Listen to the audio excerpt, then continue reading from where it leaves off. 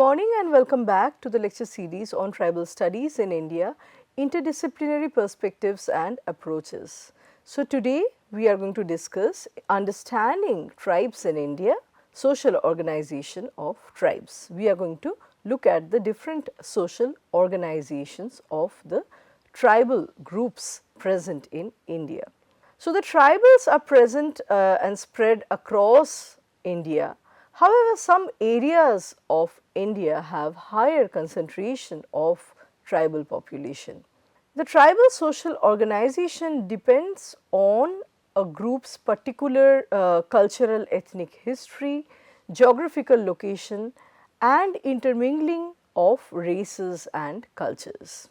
Tribals are found in various blocks and the most vital of them are basically they can be divided among four such blocks, one block being the Assam Hills. So, here we are thinking of the Naga Kuki group as well as the Bodo group. The second block would be Chota Nagpur and Odisha hinterland. Here we mainly have the pre-Dravidian or Proto-Australoid tribes living.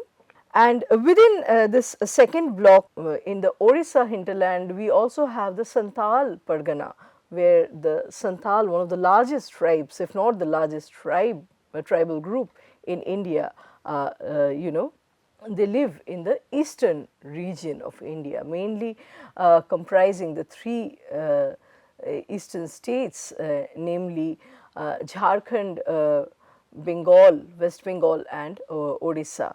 So, that is the second block, the Chota Nagpur and Odisha hinterland block. The third block is Chhattisgarh and the districts of Chhindwara, Mandla and Raipur in Madhya Pradesh.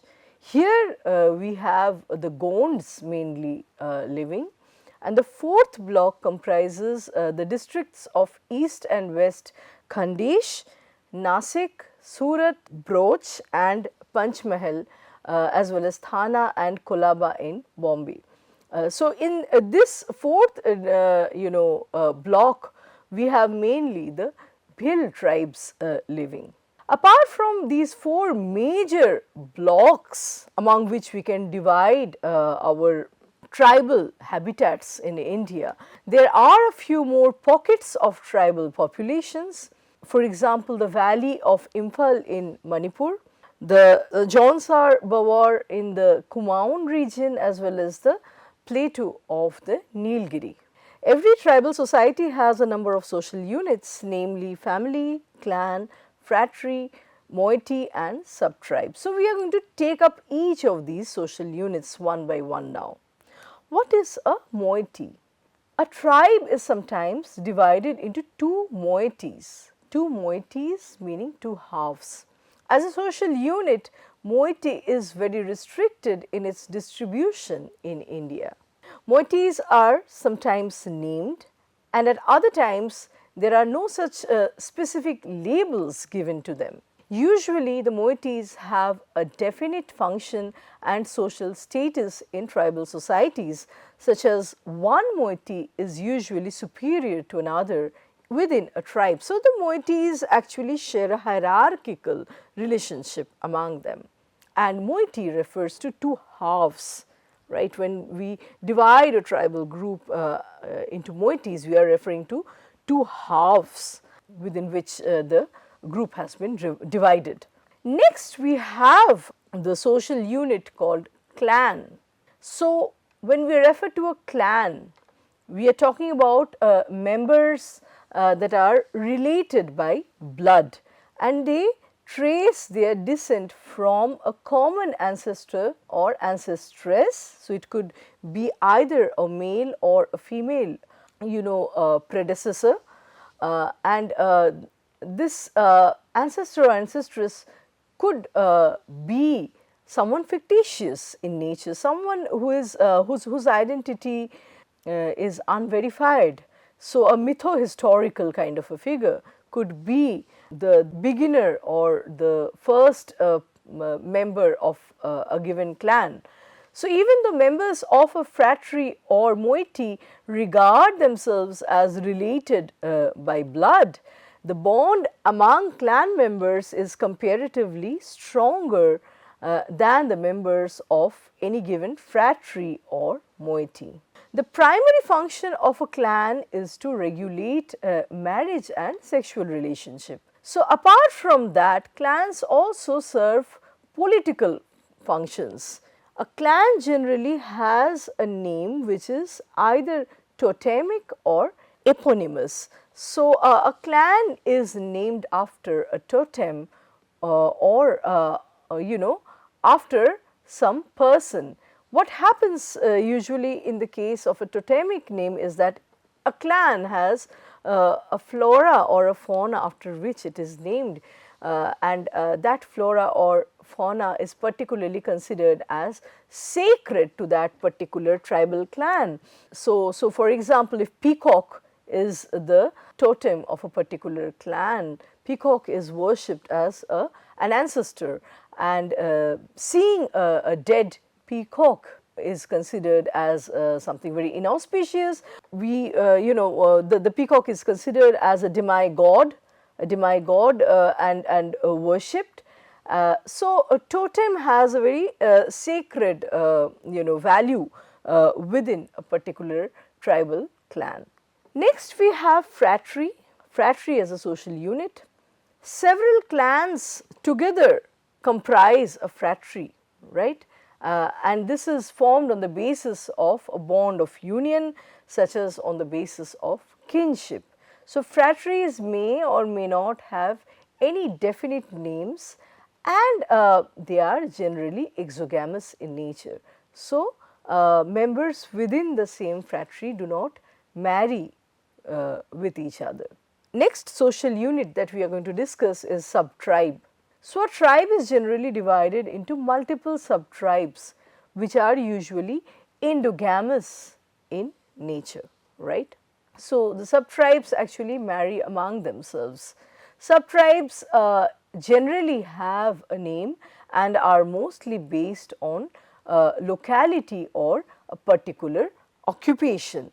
So, subtribes, when we talk about subtribes within an overarching tribal group or tribal identity, we are referring to localized identities or social formations or social groups based on similar occupations.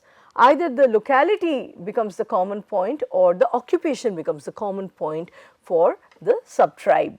So, for example, the Gonds are divided into several subtribes such as the Manlaha of Manla and the Lanjia of Lanji and so forth. So, at this point we also need to understand that all these different social units, I have been talking about moiety and then clan, phratry, subtribe, they are not all of them present in all the tribal groups. Some tribal groups follow the pattern of moiety and phratry or phratry. Some tribal groups follow the pattern of clan and phratry. Some tribal group could further follow the pattern of phratry and subtribe. So, I am first charting out or explaining all the different social units, and any one given tribal group could have a subset of these social units. So, not all tribal groups have all these social units within them.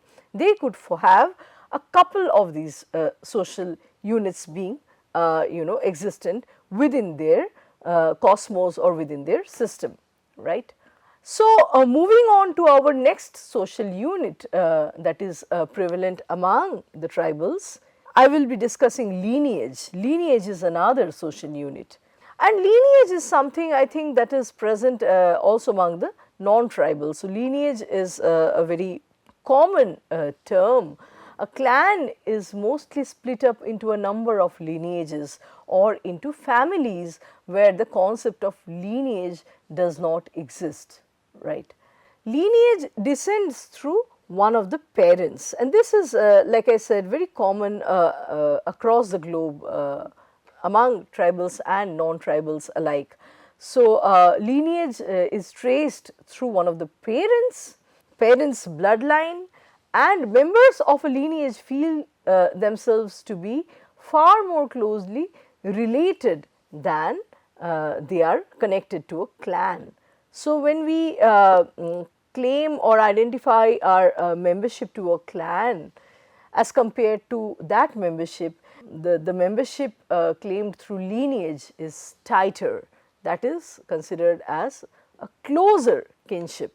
The most important function of lineage is the regulation of marriage and sexual relations and the inheritance of property. So, identifying the bloodline becomes important in regulating marriage. So, basically brothers and sisters do not marry within the same lineage, that is considered as incestuous, and also as a way of identifying the proper channel of transferring property. The property should remain within the line and not go outside of one's lineage. Descent or alignment of kindred is also an important feature of social organization, and so children identify the kinsmen through one of the parents, like I already said. The lineage is established either through the father's bloodline or the mother's bloodline. So, based on this identification of kinsmen, there are two lines of descent. One is patrilineal, the other is matrilineal. Patrilineal descent is traced through the father's lineage and matrilineal descent is traced through the mother's lineage. Tribes of northern India are by rule mostly patrilineal in nature or in terms of lineage, with a few exceptions that are present among the Khasis, the Garos and the Sintengs. Whereas matrilineal is a more popular phenomenon available or observable in the southern part of India. Moving on, our next social unit that we discuss is family. So, family is another very common concept. We all know what a family is. The lineage or the clan is usually divided further into families, and a family happens to be therefore the smallest social unit. Family is the most fundamental social unit and it is found in one form or another throughout all human society. Family can be theoretically divided into three major kinds. So, there can be three major types of family, one being the nuclear family, the other being the polygamous family, and the third being the extended family. So, the closest relationship that we share is with our nuclear family, the immediate family, right. So, nuclear family consists of the man and the wife, basically the husband, the wife and their unmarried children. So, the moment the children marry, they are expected, normally speaking, to have their own family. They are no longer an organic part or a core part of the nuclear family that oriented them, that that brought them up. So, they must have been born in some family, but the moment they get married, they are expected to have their own family in turn with their own children, right. So, among the tribals, nuclear family structure is prevalent among the Andamanese of Andaman Islands, the Ao Nagas as well as the Angami Nagas of Naga Hills, the Birhors from Ranchi and the old Kukis of Manipur. So, they all these different tribal groups follow the nuclear family concept comprising the husband, wife and their unmarried offspring. The next type of family that we have is the polygamous family. Polygamous family comprises two or more nuclear families with a common spouse. So, nuclear family as a unit. Now, when several such nuclear families live together within one umbrella, that is called a polygamous family. And now within polygamous family we can have two major varieties, two possibilities basically. One is polykynous family, the other is polyandrous family. When we are talking about a polykynous family, we refer to a common husband for a number of women who are married to him.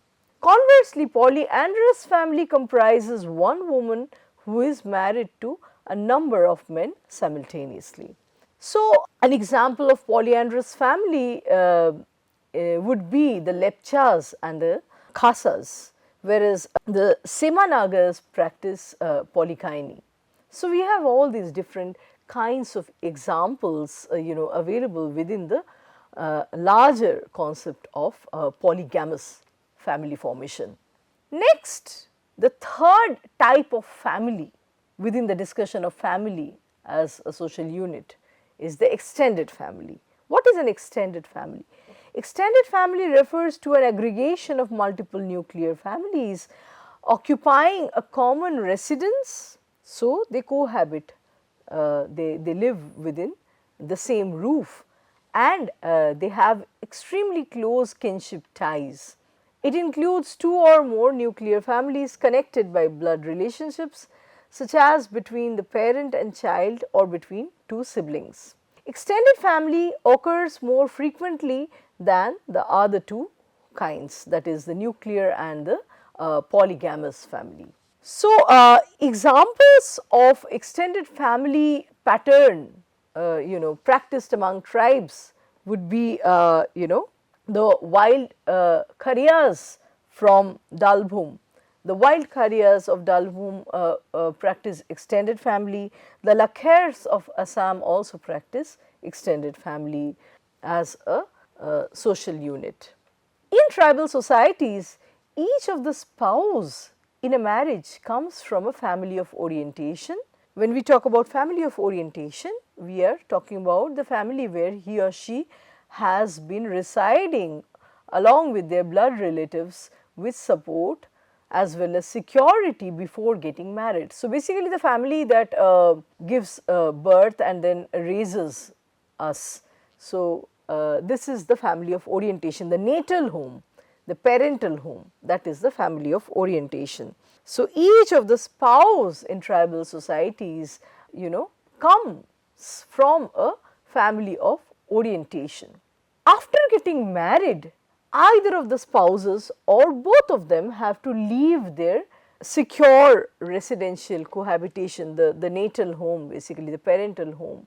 They have to leave behind. Either one shifts into another's house, it could be the bride shifting to the groom's house or the other way around, or both of them altogether shifting to a new house.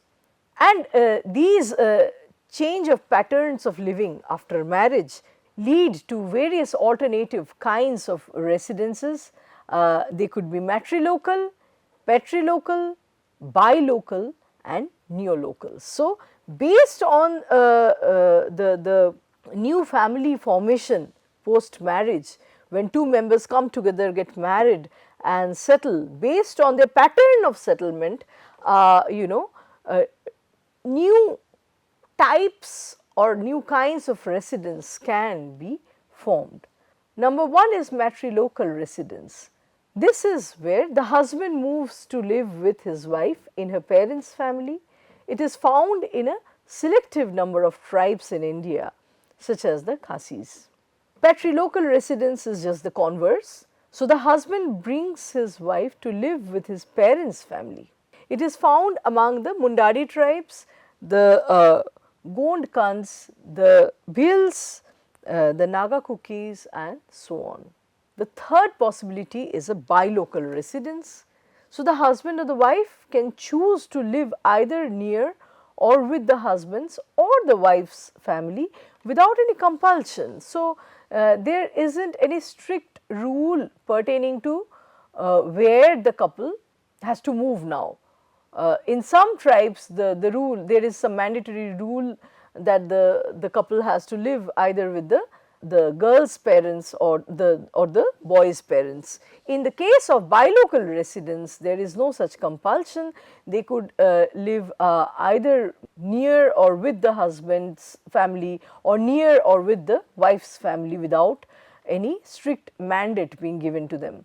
An example of bilocal residence is available among the Sintengs, the Sintengs of Jentia Hills in Assam.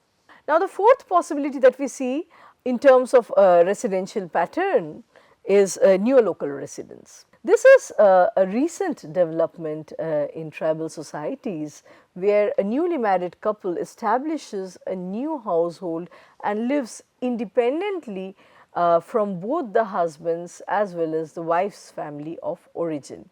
It is seen among the tribals of Madhya Pradesh, Odisha, Chota Nagpur, etc. Now, new local residence one could imagine is actually also incumbent on the changes that are occurring in tribal lifestyle. It could be, I mean, a neolocal residence could be an offshoot of the larger changes that are happening in the tribal society in terms of the nature of job, in terms of their internal migration, the fact that the tribals are migrating from their ancestral land to the urban areas to seek jobs. But this is also owing to education as well as access to social, cultural, monetary resources, their exposure to other kinds of cultures. So, a number of factors can catalyze this fourth form of residence, which is a new phenomenon among the tribes, the neolocal residence, where the couple, the husband and the wife move out and live independently on their own, right. Next, we will study the difference between lineage and family.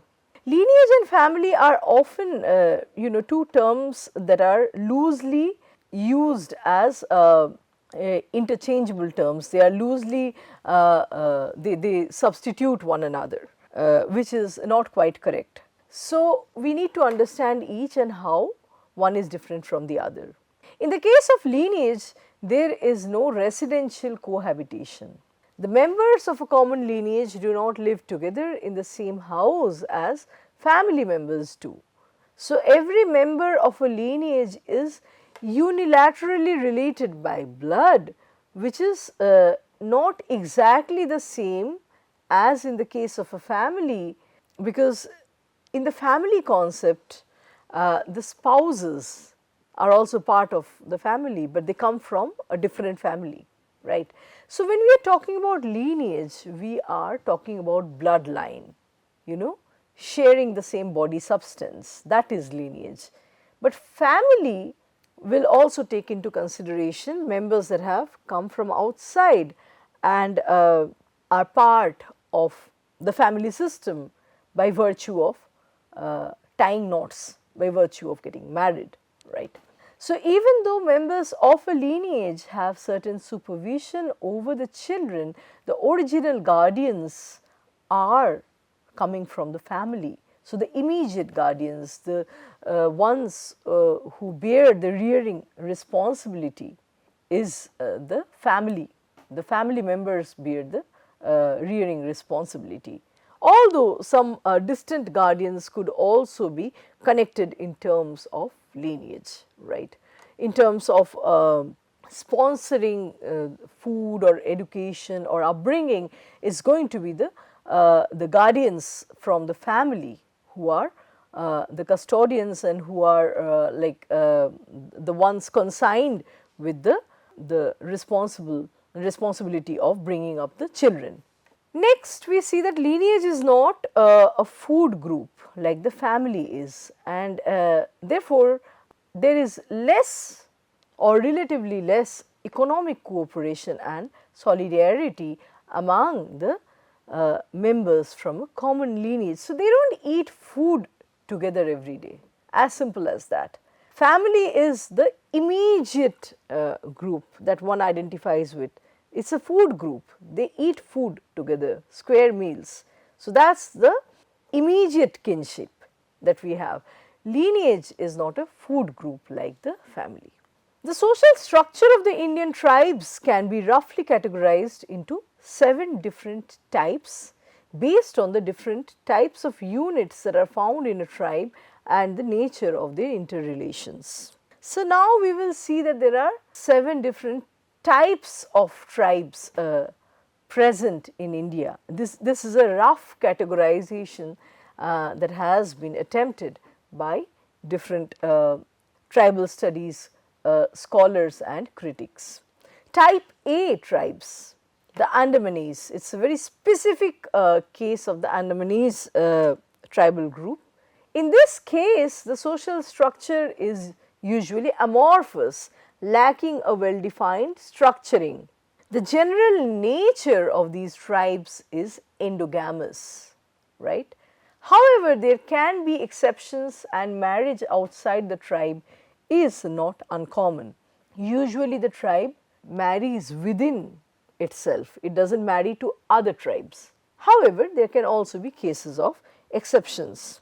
The Andamanese people belonging to this type A are divided into several groups based on their locality. So, based on local existences, there are certain, let us say, divisions. These groups, localized groups, are neither strictly exogamous nor endogamous, but they can rather be agamous. So, when we talk about agamous groups, what do we understand? There is no rigid set of rules, there are no rigid rules about whom the members can marry. So, that is agamy. No compulsory rules bearing on the group. Each local group is further divided into several families, and marriages within these families is considered as incestuous and prohibited. So, within the unit of family, which is the smallest and the tightest unit, marriages do not occur, that is considered as prohibited. Fine. Next we have type B tribes. An example of type B tribe would be the Mundari, the Mundas of Ranchi. So, in the type B we see that the Mundas are an endogamous tribe and they are further divided into a number of exogamous clans. So, members do not marry outside the tribe. The Mundas would get married to Mundas. However, marriage between members of different clans within the same tribe is a common practice. So, even among the Mundas there are different clans, right. The clan, one clan does not get members married to each other. So, members within the same clan do not marry. Member of one clan can marry with member of another clan. So, clans are exogamous in nature. The tribe in itself, the Munda tribe in itself is endogamous in nature. So, each clan is again divided into a number of families. So, we have the tribe divided among clans, divided among families. Marriages within these families once again is regarded as incestuous and prohibited. So, this is the most common type of tribal group found in India. Moving on to type C tribes. Here we have examples of the annals, the tribe of Manipur, right. So, the annals are an exogamous tribe and they are divided into 2 exogamous moieties, right. So, marrying outside the tribal group is a common practice. They are exogamous tribe, they do not marry within the tribal group. Each this one tribal group is therefore divided into 2 exogamous moieties. Marrying within the moiety is also not a possibility, they are exogamous in nature. Each moiety is further divided into a number of exogamous clans. So, we see that exogamy is the common practice among the annals. One cannot marry within the moiety, one cannot marry within the clan, and these clans would be further divided into multiple exogamous families. Next, we have type D tribes. Example of type D tribe would be the Garos of Garo Hills as well as the Hill Marias from Bastar. So, the tribals from Garo Hills and Bastar region belong to type D. It is an example of endogamous tribe that is divided into exogamous phratries. So, members marry within the tribe, but they have to marry outside their respective phratry.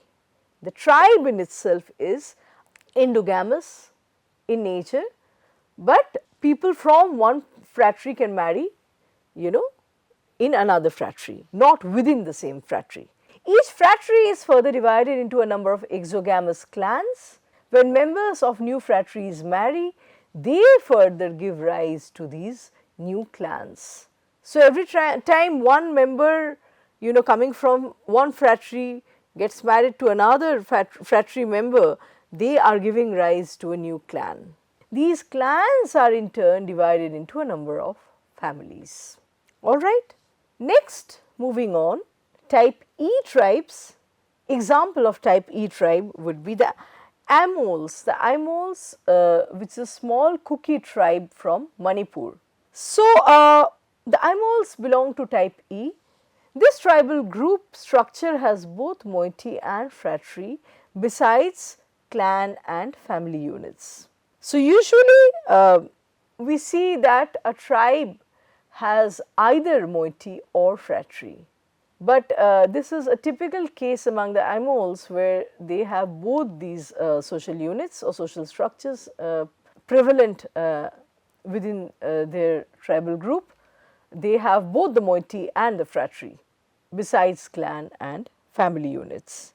So, the Amols as a tribe is divided into two larger exogamous moieties, each of which is further divided into two sets of exogamous phratries, each phratry in turn divided into clans, and each clan gives rise to several families. All these subgroups we see are exogamous in nature. The moieties are exogamous, the phratries are exogamous, and then we see the clans are exogamous, so are the families, right. So, next moving on, we have type F tribes. Example of type A tribe would be the Gonds as well as the Bhumij from Seraikela. In this social structure of tribes, we find a new social unit which is an endogamous sub-tribe, and this sub-tribe, as a category, as we have earlier discussed, it is something interposed or foisted between the tribe and the clan. It is not as big as a tribe, it is not as small as a clan.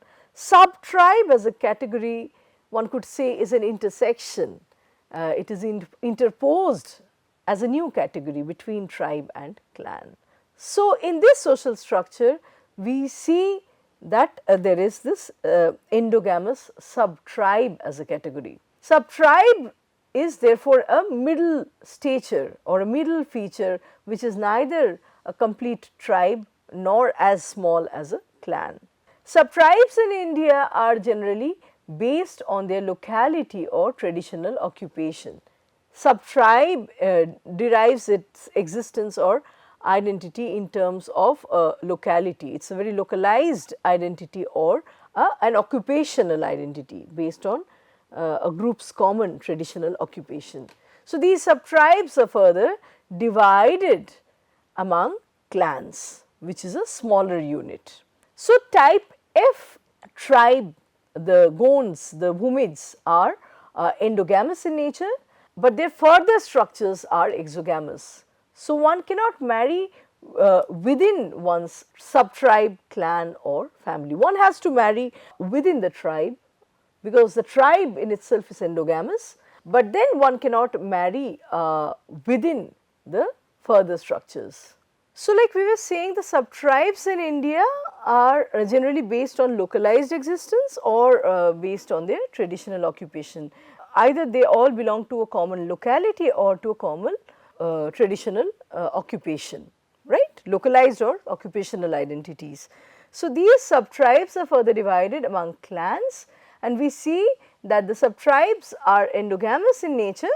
However, the further structures are exogamous. So, one cannot marry within one's clan or one's family. The last type that we are going to discuss is the type G tribes. Example of type G tribe would be the Purums as well as the Chirus from Manipur.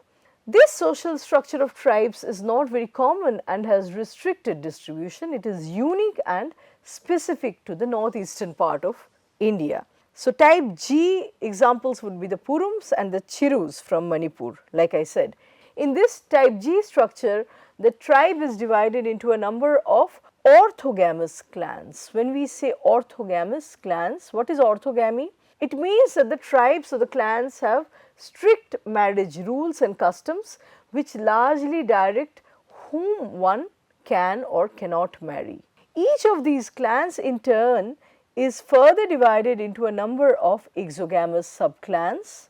Once again, subclan is an intersection between clan and family. It is not as large as a clan and not as small as a family. It is somewhere at the intersection of these two units or categories. And we see that these exogamous subclans further lead to or give rise to new families. So, these subclans as well as the families are exogamous in nature, meaning one cannot marry within a subclan or a family. So, today we have discussed the different types, the roughly the 7 classifications or categorizations of tribes that we have in India. Let us continue with another topic in our next lecture. Thank you.